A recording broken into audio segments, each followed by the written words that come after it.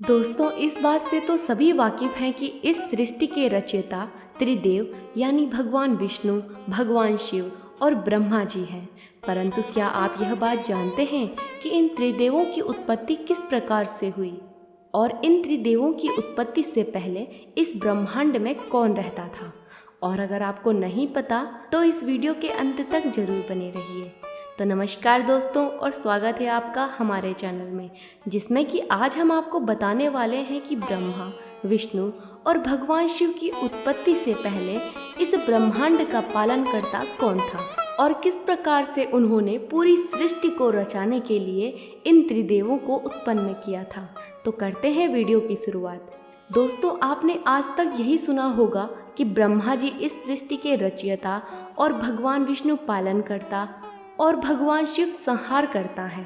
और इस सृष्टि में कोई भी जीव जन्म लेता है तो वह इन्हीं तीन देवों का अंश माना जाता है।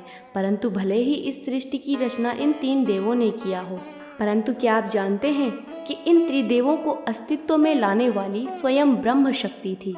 और ब्रह्म शक्ति की कथा सुनने के पश्चात आपको भी यह यकीन हो जाएगा कि इस संसार में बिना ईश्वर की मर्जी से एक पत्ता भी नहीं हिल सकता।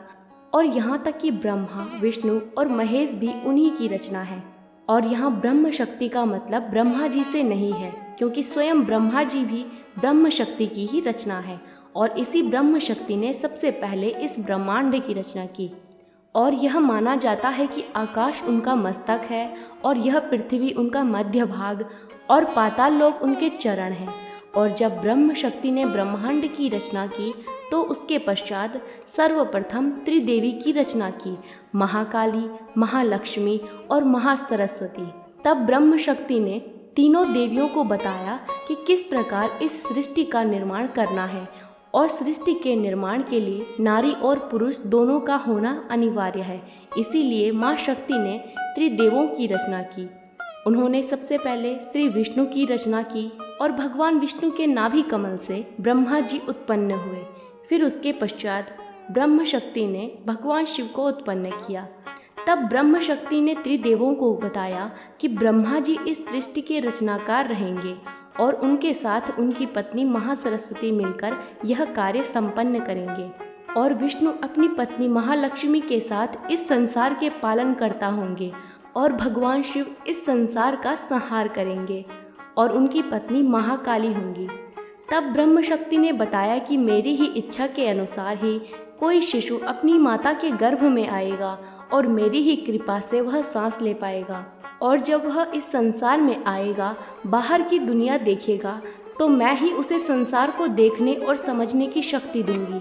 तो दोस्तों, अब आप समझ गए होंगे कि त्रिदेव, जिन्हें हम संसार की पहली रचना मानते हैं, उनसे पहले भी इस ब्रह्मांड में ब्रह्म शक्ति थी और उनके ही द्वारा त्रिदेवों की रचना हुई। और महाकाली, महालक्ष्मी और महासरस्वती को भी ब्रह्म शक्ति अर्थात प्रकृति ने ही उत्पन्न किया। दोस्तों, इसीलिए कहा जाता है कि कभी भी प्रकृति के साथ छेड़छाड़ नहीं करना चाहिए।